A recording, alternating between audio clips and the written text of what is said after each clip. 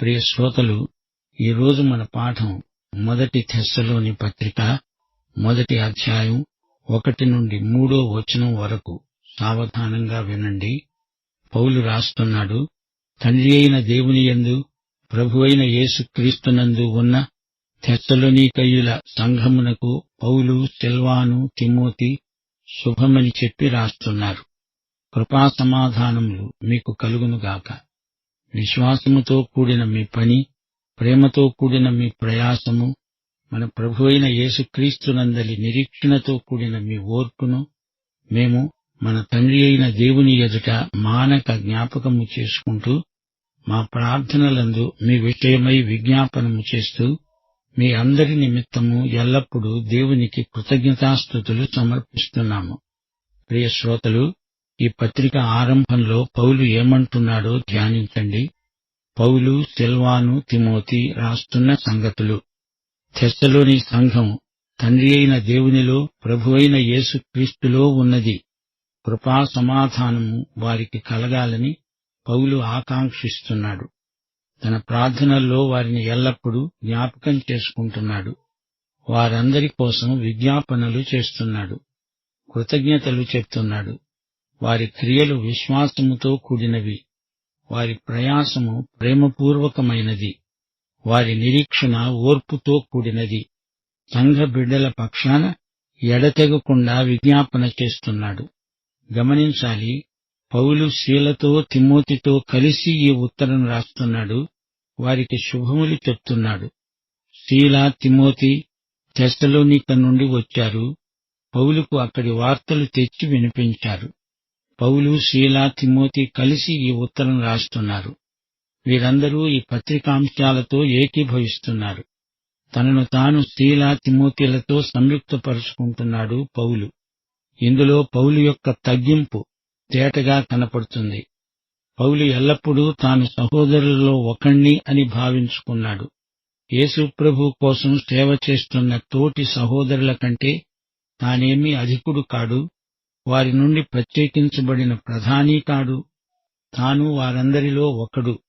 ప్రియ శ్రోతలు, గ్రహించండి, గుర్తించండి. సేవారంగంలో మనకు తగ్గింపు మనసు ఉండాలి. యేసు ప్రభువు తన శిష్యుల పాదాలు కడగలేదా? క్రైస్తవ నాయకులు అగ్రపీఠాలపై కూర్చుండి కర్రపెత్తనం చేసేవారు కారు. దాష్టీకం చెలాయించేవారు కారు. నాయకుడు తనను వెంబడించే వారితో కలిసి పనిచేస్తాడు. వారి చేత పని చేయిస్తాడు. అందరికీ పైన కాదు, అందరిలో తాను ఒకణ్ణి అనుకున్నవాడే నాయకుడు. నీవు వాక్యం ప్రకటించేటప్పుడు దేవుని పక్షముగా నిలువబడి మాట్లాడుతున్నావు. బోధకులందరూ దేవుని పక్షాన మాట్లాడే సేవకులు, రాయబారులు. వ్యక్తిగత జీవితంలో ప్రత్యేకత మనకున్నా అది గర్వానికి దారి తీయకూడదు. క్రీస్తు యేసునందు విశ్వాసులందరూ ఒకటే. దేవుడు పక్షపాతి కాడు. దైవ సేవకులని, సాధారణ క్రైస్తవులని 2 తెగలు లేవు. ఈ విభజన తప్పు. మనమంతా దేవుడు నిర్ణయించిన ఉన్నత ప్రమాణాలు పాటించాలి. జీతం పుచ్చుకొని పనిచేసే సేవకులకు జీతగాడి మనస్తత్వం ఉండకూడదు. జీతగాండ్లు నాయకులు కాలేరు. వీరే గుంపును వెంబడించేవారవుతారు. కొందరు దైవ సేవకులు తమను తామే హెచ్చించుకుంటారు. మరికొందరు వాక్యము పూర్తిగా తెలియకపోయినా మిడిమిడి జ్ఞానంతో గొప్ప బోధకుల్లాగా మాట్లాడతారు. దేవుని వాక్యమంతా బోధించాలి. ఉన్నది ఉన్నట్లు ప్రకటించాలి. బైబిలు అంతా ఒకటే గ్రంథం. అందులోని ప్రతి అంశం బోధించాలి. ఏ అంశాన్ని మీరు విడిచిపెట్టినా అది సంపూర్ణ సువార్త కాదు. ప్రతి బోధకుడు మంచి క్రమశిక్షణ కలిగి వాక్యాన్ని క్రమపద్ధతిలో బోధించేవాడై ఉండాలి. తండ్రి అయిన దేవుని యందు, ప్రభు అయిన యేసుక్రీస్తునందు ఉన్న సంఘమిది. థెస్సలోనిక సంఘం ఫిలిప్పి సంఘానికి, థెస్సలోనిక సంఘానికి ఉన్న సమస్యలు విభిన్నమైనవి. అయితే ఏ సంఘమైనా అది తండ్రి అయిన దేవుని యందు, ప్రభు అయిన యేసుక్రీస్తునందు ఉన్న సంఘమై ఉండాలి. సంఘానికి ఉనికి క్రీస్తునందే. యోహాను సువార్త 17వ అధ్యాయం 21 నుండి 23వ వచనం వరకు యేసు ప్రభువు ప్రార్థిస్తూ అన్నాడు, తండ్రి, నాయందు నీవు, నీయందు నేను ఉన్నలాగున వారు మన యందు ఏకమై ఉండవలెనని వారి కొరకు మాత్రమే నేను ప్రార్థించటం లేదు, వారి వాక్యము వలన నా యందు విశ్వాసముంచే వారందరూ ఏకమై ఉండాలని వారి కొరకు ప్రార్థిస్తున్నాను. మనము ఏకమై ఉన్నలాగున వారు ఏకమై ఉండాలని నీవు నాకు అనుగ్రహించిన మహిమను నేను వారికిచ్చాను. వారి యందు నేను, నా యందు నీవు ఉండడం వలన వారు సంపూర్ణులుగా చేయబడి ఏకముగా ఉన్నందున నీవు నన్ను పంపావని, నీవు నన్ను ప్రేమించినట్లే వారిని కూడా ప్రేమించావని లోకము తెలుసుకునేటట్లు నాకు అనుగ్రహించిన మహిమను వారికిచ్చాను. ప్రియ శ్రోతలు, గ్రహించండి, గుర్తించండి. క్రీస్తు యేసునందు ఉన్న ప్రతి విశ్వాసి తండ్రి అయిన దేవుని యందే ఉన్నాడు. విశ్వాసికి అదే క్షేమకరమైన స్థలం. అక్కడే మనకు భద్రత. తండ్రి అయిన దేవుని వద్ద నుండి, ప్రభు అయిన యేసుక్రీస్తు నుండి మనకు కృపా సమాధానములు కలుగుతాయి. పౌలు తన పత్రికలన్నిటిలో ఇదే విధంగా ఆశీర్వచనం పలుకుతున్నాడు. కృప ముందు వస్తుంది, ఆ తరువాత దేవుని సమాధానం. ఈ రెండూ తండ్రి అయిన దేవుని నుండి, ప్రభు అయిన యేసుక్రీస్తు నుండి కలుగుతాయి. పౌలు తాను స్థాపించిన సంఘములన్నిటి పక్షాన ప్రార్థన చేస్తున్నాడు. పౌలు వద్ద ఒక పెద్ద ప్రార్థన మనవుల జాబితా ఉన్నది. అందులో ఎందరెందరి పేర్లో ఉన్నాయి. ఎన్నో సంఘాలు, వ్యక్తులు, ప్రజల గుంపులు ఉన్నాయి. వారందరి పక్షాన పౌలు విజ్ఞాపన ప్రార్థన చేస్తున్నాడు. మా ప్రార్థనల యందు మీ విషయమై విజ్ఞాపన చేస్తున్నాము. మీ అందరి నిమిత్తము ఎల్లప్పుడూ దేవునికి కృతజ్ఞతాస్తుతులు సమర్పిస్తున్నాము. తెస్సలోనిక సంఘాన్ని గురించి పౌలు దేవునికి ఎంతో కృతజ్ఞుడు. ఈ సంఘానికి ఎన్నో ఆశీర్వాదాలున్నాయి. తెస్సలోని సంఘం ఒక మాదిరి సంఘం. ఇది ఆదర్శప్రాయమైన సంఘం. 3వ వచనం ఎంతో ప్రాముఖ్యమైనది. పౌలు 3 ఆశీర్వాదాలను క్రమంగా పేర్కొనడం పరిపాటి. విశ్వాసము, ప్రేమ, నిరీక్షణ. పౌలు అంటున్నాడు, విశ్వాసముతో కూడిన మీ పని, ప్రేమతో కూడిన మీ ప్రయాసము, మన ప్రభువైన యేసుక్రీస్తునందలి నిరీక్షణతో కూడిన మీ ఓర్పు మేము దేవుని ఎదుట మానక జ్ఞాపకము చేసుకుంటున్నాము. విశ్వాసము క్రియలతో కూడినది, ప్రేమ ప్రయాసముతో కూడినది, నిరీక్షణ ఓర్పుతో కూడినది. విశ్వాసము, క్రియలు, ప్రేమ, ప్రయాసము, నిరీక్షణ, ఓర్పు ఇవి జంట పదాలు. వీటిని వేరు చేయకూడదు. 1 కొరింథీ 13:13 విశ్వాసము, నిరీక్షణ, ప్రేమ ఈ 3 నిలుస్తాయి. వీటిలో శ్రేష్టమైనది ప్రేమే. భౌతిక జగత్తు 3 భాగాలు: కాలము, స్థలము, పదార్థము. అలాగే కాలము 3 విభాగాలు: భూతకాలము, వర్తమాన కాలము, భవిష్యత్ కాలము. అలాగే స్థలము 3 విభాగాలు: పొడవు, వెడల్పు, ఎత్తు. ఈ 3 గాక 4వ పరిమాణం ఉంది, కాని అది ఇక్కడ లేదు. అది పరలోకానికి సంబంధించింది. ఈ సమస్త విశ్వంలో త్రిత్వ విభజన అంతటా కనపడుతోంది. దేవుని వాక్యంలో కూడా త్రిత్వ భావన అంతటా పర్యాప్తమై ఉన్నది. 1 తెస్సలోని పత్రిక 5:23 సమాధానకర్త అయిన దేవుడే మిమ్మును సంపూర్ణముగా పరిశుద్ధపరచునుగాక. మీ ఆత్మ, జీవము, శరీరము మన ప్రభువైన యేసుక్రీస్తు రాకడయందు నిందారహితముగాను సంపూర్ణముగాను ఉండునట్లు కాపాడబడునుగాక. ఈ వచనాన్ని బట్టి మానవుని నిర్మాణంలోనే త్రిత్వభావన ఇమిడి ఉన్నదని అర్థమవుతోంది. శరీరము, జీవము, ఆత్మ ఈ విధంగా 3 అనే అంకె దేవుని వాక్యంలో పలుచోట్ల ఒక సాంకేతిక సత్యంగా సూచించబడింది. ఆదికాండంలో ఆదాము యొక్క 3 కుమారులు మాత్రమే పేర్కొనబడ్డారు. ఆదాము, హవ్వలకు ఇంకా ఎందరో కుమారులున్నారు. దాదాపు 100 మందికి పైగా ఉండవచ్చు. వారే మానవజాతికి ఆరంభ వ్యక్తులు. కాని వారిలో 3 పేర్లు మాత్రమే చెప్పబడడం విశేషం: కయీను, హేబెలు, షేతు. ఇప్పుడు ఈ పాఠంలో పౌలు క్రైస్తవ జీవితంలోని 3 కృపలను ఎత్తిచూపుతున్నాడు. విశ్వాసం గతకాలానికి చెందింది. విశ్వాసము ద్వారా రక్షించబడ్డాము. ప్రయాసముతో కూడిన ప్రేమ వర్తమాన కాలం. సహనంతో కూడిన నిరీక్షణ భవిష్యత్తు. ఇదే క్రైస్తవుని ఆత్మకథ. క్రైస్తవ జీవితంలో ఈ మూడూ ఉండాలి. ఈ కృపాత్రయం విశ్వాసిలో నిలిచి ఉండాలి. ఇవి శాశ్వతమై నిత్యమై కొనసాగే ముఖ్యమైన ఆధ్యాత్మిక దినుసులు. విశ్వాసము, నిరీక్షణ, ప్రేమ అనే మూడు ఏవో అవ్యక్తమైన లక్షణాలు అనుకోకండి. ఇవి ఇక్కడే ఇప్పుడే మన జీవితాలలో కానరావాలి. ఇవి ప్రయోగాత్మకమైన క్రైస్తవ లక్షణాలు. క్రైస్తవ ప్రేమ ఒక భావన కాదు, అది క్రియాత్మకమైన వైఖరి. ఈ మూడు లక్షణాలను పౌలు ఇక్కడ ఒక క్రమంలో ప్రయోగిస్తున్నాడు. విశ్వాసంతో కూడిన పని, ప్రేమతో కూడిన ప్రయాసం, నిరీక్షణతో కూడిన ఓర్పు. తెస్సలోనికయలోని విశ్వాసులు మూడు లక్షణాలను తమ ప్రవర్తనలో, వైఖరిలో కనపరుస్తున్నారు. వారు విగ్రహములను విడిచిపెట్టారు. అది విశ్వాసముతో కూడిన పని. సజీవుడు, సత్యవంతుడు అయిన దేవునికి దాసులయ్యారు. ఇది ప్రేమతో కూడిన ప్రయాసం. యేసు పరలోకము నుండి వస్తాడని ఎదురు చూస్తున్నారు. ఇది నిరీక్షణతో కూడిన ఓర్పు.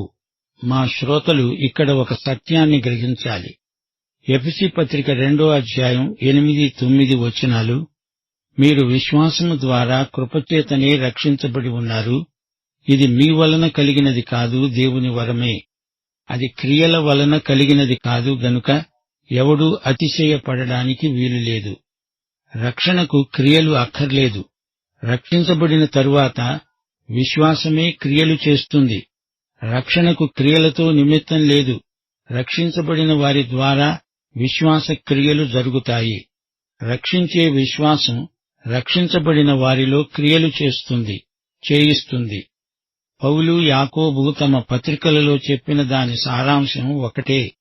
యాకోబు 2వ అధ్యాయం 18వ వచనం అంటోంది, ఒకడు నీకు విశ్వాసమున్నది, నాకు క్రియలున్నవి. క్రియలు లేకుండా నీ విశ్వాసము నాకు కనపరుచు, నేను నా క్రియల చేత నా విశ్వాసమును నీకు కనపరుస్తాను అని చెప్తాడు. యాకోబు చెబుతున్నదేమిటి? విశ్వాసముతో కూడుకున్న క్రియలు. విశ్వాసము పనిచేసినప్పుడే ఇతరులకు కనపడుతుంది. యాకోబు రాసింది, పౌలు చెప్పింది ఒకటే. రక్షించే విశ్వాసాన్ని నీవు చూపలేవు. రక్షించబడిన నీ ద్వారా పనిచేసే విశ్వాసం నలుగురికి కనపడుతుంది. నీవు దేవుని వాక్యం విన్నప్పుడు నీవు నమ్ముతావు, వాక్యానికి లోబడుతావు. ఇదే విశ్వాసం. అతడు రక్షించబడతాడు. అప్పటి నుండి విశ్వాస పథంలో నడుస్తాడు. 2 కొరింథీ 5వ అధ్యాయం 7వ వచనం, వెలిచూపు వలన కాక విశ్వాసము వలననే నడుచుకుంటున్నాము. యేసు ప్రభు ఇదే మాట అన్నాడు. యోహాను సువార్త 6వ అధ్యాయం 28-29 వచనాలు. మేము దేవుని క్రియలు జరిగించడానికి ఏమి చెయ్యాలి అని ఆయనను అడుగగా యేసు అన్నాడు, ఆయన పంపిన వానియందు మీరు విశ్వాసముంచటమే దేవుని క్రియ. మన క్రియల ద్వారా దేవుని వద్దకు రాగలమని ప్రభువు చెప్పలేదు. విశ్వాసము ద్వారా దేవుని వద్దకు రాగలము అని ప్రభువు స్పష్టంగా చెప్తున్నాడు. సజీవ విశ్వాసము క్రియల ద్వారానే కనపడుతుంది. రక్షించే విశ్వాసమే నీకిప్పుడు జీవించే విశ్వాసమవుతుంది. లూకాసు వార్త 5వ అధ్యాయం 4-5 వచనాలు గమనించండి. యేసు బోధించటము చాలించిన తరువాత అన్నాడు, నీవు దోణెను లోతునకు నడిపించి చేపలు పట్టడానికి మీ వలలు వేయండి. సీమోనన్నాడు, ఏలినవాడా, రాత్రి అంతా మేము ప్రయాసపడ్డాము, గాని మాకేమీ దొరకలేదు. అయినా నీ మాట చొప్పున వలలు వేస్తాను. ఇందులో సీమోను పేతురు విశ్వాసం కనపడుతున్నది. నీ మాట చొప్పున వల వేస్తాము. ఆయన చెప్పిన మాట జవదాటకూడదు. ఆయన చెప్పిందే చెయ్యాలి. అదే విశ్వాసం. అదే పనితో కూడిన విశ్వాసం. దేవుని వాక్యం ఏమి చెప్తే అదే చేస్తుంది విశ్వాసం. దేవుని క్రియ ఏమిటి? యేసుక్రీస్తును నమ్మటమే దేవుని క్రియ. యోహాను సువార్త 6వ అధ్యాయం 29వ వచనం, క్రీస్తునందు విశ్వాసముంచటమే దేవుని క్రియ. దేవుని వాక్యం చెప్పింది నీవు చేసినప్పుడు నీ విశ్వాసం క్రియారూపంలో లోకానికి కనపడుతున్నది. ఇదే విశ్వాసముతో కూడిన పని. పాత నిబంధన సోదరులను చూడండి. కయీను, హేబెలు. కయీను సమస్య ఏమిటి? అతడు పాపి. అతనిలో పాప స్వభావమున్నది. స్వభావము చేత పాపి, తన క్రియచేత కూడా పాపి. పాపి కావాలని పాపం చేస్తాడు. అది అతనికి పాపం అనిపించదు. హెబ్రీ పత్రిక 11వ అధ్యాయం 4వ వచనం, విశ్వాసమును బట్టి హేబెలు కయీను కంటే శ్రేష్టమైన బలి దేవునికి అర్పించాడు. దేవుడు అతని అర్పణలను గూర్చి సాక్ష్యమిచ్చినప్పుడు అతడు విశ్వాసమును బట్టి నీతిమంతుడని సాక్ష్యము పొందాడు. హేబెలు కూడా కయీనులాగే పాపి. అయితే హేబెలు దేవుని వాక్యానికి లోబడ్డాడు, విశ్వసించాడు, దేవుని వాక్యానికి స్పందించాడు. అతడు దేవుని యందు విశ్వాసముంచాడు. విశ్వాసము ద్వారా అతడు రక్షించబడ్డాడు గనుక విశ్వాసముతో కూడిన క్రియ చేశాడు, బలి అర్పణ తెచ్చాడు. విశ్వాసము అనేది విశ్వాసిని దేవుణ్ణి కలుపుతుంది. విశ్వాసము నీ హృదయానికి దేవుని వాక్యాన్ని అన్వయిస్తుంది. నీవు స్పందిస్తావు. ఇదే పరివర్తన. దేవుని యందలి విశ్వాసమే రక్షణకు ఏకైక మార్గం. తెస్సలోని విశ్వాసులు మొదట విగ్రహారాధికులు. విగ్రహారాధనను విడిచిపెట్టమని వారికెవరూ చెప్పలేదు. వారికి పౌలు క్రీస్తును ప్రకటించాడు, అంతే. అప్పుడు వారు పశ్చాత్తప్తులయ్యారు, నిజమైన దేవుని వైపు తిరిగారు. విగ్రహారాధన దేవునికి విరోధమని గ్రహించి దానికి దూరంగా తొలగిపోయారు. విగ్రహారాధన పోయింది. దాని స్థానంలో సత్యవంతుడు, సజీవుడు అయిన దేవుడు వారికి దొరికాడు. ఒక మనిషి మరో మనిషిని రక్షించలేడు. యేసే రక్షకుడు. ఆయన లేఖనములలోని క్రీస్తు. దేవుని వాక్యాన్ని ఒక వ్యక్తి విన్నప్పుడు అతని హృదయంలో పరిశుద్ధాత్మ కలిగించిందే రక్షణ. తెస్సలోని విశ్వాసులు విశ్వాసముతో కూడిన క్రియలు గలవారు. వారిని గురించి పౌలు ఎల్లప్పుడూ ప్రార్థనలో జ్ఞాపకం చేసుకునేవాడు. అంతేకాదు, ప్రయాసముతో కూడిన వారి ప్రేమను కూడా పౌలు జ్ఞాపకం చేసుకున్నాడు. ప్రయాసముతో కూడిన ప్రేమ అంటే ఏమిటి? మా శ్రోతలు గ్రహించాలి. దేవుని ప్రేమను బట్టి మనము రక్షించబడలేదు గాని దేవుని కృపచేత రక్షించబడ్డాము. కృప అంటే దేవుని ప్రేమ కార్యరూపం దాల్చింది. ప్రేమ ప్రయాసపడుతుంది, కాని అది ప్రయాసము అనిపించదు. ప్రేమ భారమనిపించదు. ప్రేమ కలిగిన వ్యక్తి ఎంతైనా ప్రయాసపడతాడు. యోహాను సువార్త 14వ అధ్యాయం 15వ వచనం ఏమంటోంది? మీరు నన్ను ప్రేమించిన ఎడల నా ఆజ్ఞలను గైకొంటారు. నీవు ఆయనను ప్రేమించకపోతే ఆయన కోసం పని చెయ్యడం విసుకనిపిస్తుంది. ప్రేమ లేకుండా ఆయన ఆజ్ఞలను సంతోషంగా, ఉత్సాహంగా నెరవేర్చలేవు. ప్రేమతో కూడిన ప్రయాసము అంటే ఇదే. ప్రభువు సేవ నీకు భారమనిపిస్తోందా? అలాగైతే ప్రభువు నీతో అంటున్నాడు, పని మానేయి. నీ ఏడుపు గొట్టు పని నాకక్కర్లేదు. మనమాయన్ను ప్రేమించాలి. ప్రేమతో కూడిన ప్రయాసమును దేవుడు ఆశీర్వదిస్తాడు. ఇదే విశ్వాసి ప్రేమ రహస్యం. పనిచేసేటప్పుడు అలసట కలగవచ్చు గాని అలసటకు కారణం పని కాదు, అది శరీరం బడలిక మాత్రమే. నీవు దేవుణ్ణి ప్రేమిస్తున్నావా? అయితే దేవునికి విధేయుడివై ఉండాలి. నీవు సమర్పణాభావము గల క్రైస్తవుడివా? అయితే ఆయనకు సంపూర్ణ విధేయత చూపాలి. నీ ప్రేమ, నీ విధేయత ఏ స్థాయిలో ఉన్నాయో ఆత్మ పరీక్ష చేసుకో. తెస్సలోనిక సంఘస్థులకు నిరీక్షణతో కూడిన ఓర్పు ఉంది. వారు విగ్రహములను విడిచిపెట్టి దేవుని వైపునకు తిరిగారు. మనము సేవించే దేవుడు సజీవుడు, సత్యవంతుడు. దేవుని కుమారుడు పరలోకము నుండి వస్తాడని ఎదురు చూడసాగారు. ఇదే నిరీక్షణతో కూడిన ఓర్పు. ప్రియ శ్రోతలు, వింటున్నారా? ప్రతి మనిషిలో భవిష్యత్తును గురించిన ఆశాభావం దోబూచులాడుతూ ఉంటుంది. నిరీక్షణ బలం మనిషిని బ్రతికిస్తుంది, బలపరుస్తుంది. శతాబ్దాల తరబడి మానవులు నిరీక్షణ కలిగి బ్రతుకుతున్నారు. మార్టిన్ లూథర్ నిరీక్షణను గూర్చి ఎంతగానో చెప్పాడు. ఈ లోకంలో గొప్ప కార్యాలు సాధించిన వారు నిరీక్షణతో అంత పని చెయ్యగలిగారు. మానవతను నశించకుండా ఇంతవరకు ఆగబట్టింది నిరీక్షణే అని సమకాలీన వేదాంతులు చెప్తున్నారు. నిరీక్షణ ఔషధం లాంటిది. రేపు మేలు జరుగుతుంది అనే నిరీక్షణ మనిషిని ఆశావాదిగా చేస్తుంది. మానవ హృదయంలో నుండి నిరంతరము నిరీక్షణ పెల్లుబికి వస్తుంటుంది. భవిష్యత్తును గురించిన ఆశాభావం క్రీస్తునందు సార్థకమవుతుంది. మేధావులెందరో నిరీక్షణను ఆధారం చేసుకుని కొత్త విషయాలు కనిపెట్టారు. అందుకే పౌలు ఈ పాఠంలో అంటున్నాడు, మన ప్రభువైన యేసుక్రీస్తునందలి నిరీక్షణతో కూడిన మీ ఓర్పును మేము జ్ఞాపకం చేసుకుంటున్నాము. క్రీస్తునందలి నిరీక్షణ దేవుని కుమారుడైన యేసు పరలోకము నుండి వస్తాడని ఎదురు చూడడమే.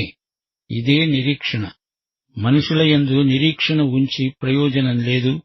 మానవుడు భవిష్యత్తును శాసించలేడు. అలాంటి మనిషి యందు నిరీక్షణ ఉంచి ఏమి ప్రయోజనం? అతడు మానవత యొక్క సమస్యలన్నీ తీర్చగలడా? లోకానికి శాంతి అభ్యుదయము తేగలడా? ఏ మానవుడు నిత్య భవిష్యత్తును చూడలేడు, నిర్వహించలేడు. మానవుడు పాపి అయినప్పుడు ఏదెను తోట నుండి బహిష్కృతుడయ్యాడు. అయితే బయట ఉండి మరో పరదైసును నిర్మిస్తానని మానవుడు ప్రగల్భాలు పలుకుతున్నాడు. సంఘం పరలోక రాజ్యాన్ని కట్టాలని సంవత్సరాల తరబడి కృషి చేస్తోంది. రాజ్యాన్ని స్థాపించేవాడు యేసే. సంఘమైతే ఇప్పుడు రాజ్య సువార్తను ప్రకటిస్తున్నది. దేవుడు మానవుణ్ణి పాపం చేస్తూ ఉండగా అతన్ని అలా వదిలెయ్యడు. దేవుడు పాపాన్ని శిక్షించకుండా విడువడు. ప్రతి తరమూ ఈ చేదు నిజాన్ని అనుభవిస్తూనే ఉంది. ఈ లోకం గొప్ప సంక్షోభంలో ఉంది. దేవుని యందు నిరీక్షణ ఉంచితేనే కాని మనము నశిస్తాము. మానవుల రాజకీయాలుగాని, సాంఘిక సంక్షేమ కార్యక్రమాలుగాని దేవుని రాజ్యాన్ని రప్పించజాలవు. యేసు ప్రభువే స్వయంగా వచ్చి రాజ్యం స్థాపిస్తాడు. ఈ సమస్త విశ్వాన్ని పరిపాలించేవాడు ఆయనే.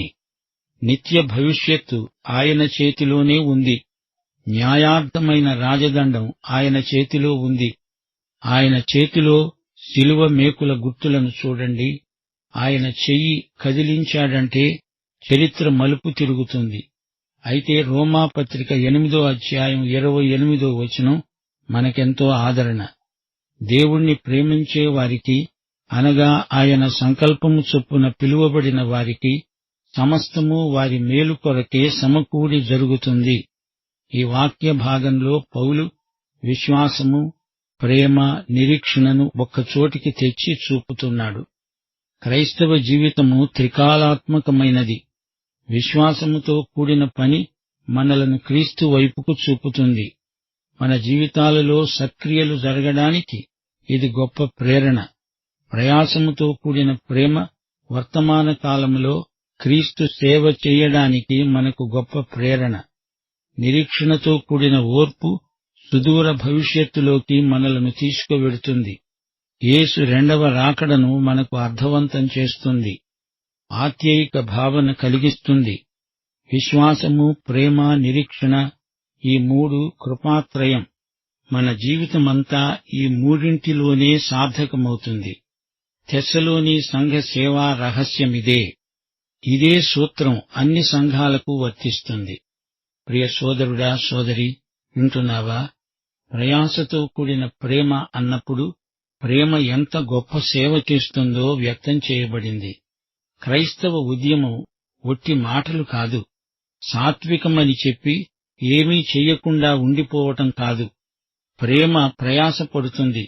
విశ్వాసం పనిచేస్తుంది. పని చెయ్యని విశ్వాసం మృతం. శ్రమలు వచ్చినప్పుడు విశ్వాసం ఇంకా బలపడుతుంది. మన నిరీక్షణ ఎన్నటికీ సన్నగిల్లదు. యేసు యొక్క రెండవ రాకడను పౌలు ప్రత్యేకించి చెప్తున్నాడు. క్రీస్తునందలి నిరీక్షణ మనలో సహనమును, ఓర్పును కలిగిస్తుంది. క్రీస్తు రెండో రాకడను పెరౌజియా అంటాము. యేసు రాకడ మనలో ప్రేమభావాన్ని పెంపొందిస్తుంది. నిరీక్షణలో అనుమానమేమీ ఉండదు. ప్రభువు ఎప్పుడొస్తాడో తెలియదు కాని తప్పక వస్తాడనే నిరీక్షణ మనకుంది. ప్రియశ్రోత, నీవు ఈ యేసుక్రీస్తును నీ స్వకీయ రక్షకుడుగా, ప్రభువుగా ఎరుగుదువా? ఆయన వస్తాడని మనస్ఫూర్తిగా నమ్మి ఎదురుచూస్తున్నావా? అయితే ఈ పాఠంలోని ప్రతి మాట నీకోసమే. ప్రభు అయిన యేసుక్రీస్తు వారి కృప, తండ్రి అయిన దేవుని ప్రేమ, పరిశుద్ధాత్మ యొక్క అన్యోన్య సహవాసము మనకందరికీ సదాకాలము తోడై ఉండునుగాక. ఆమేన్.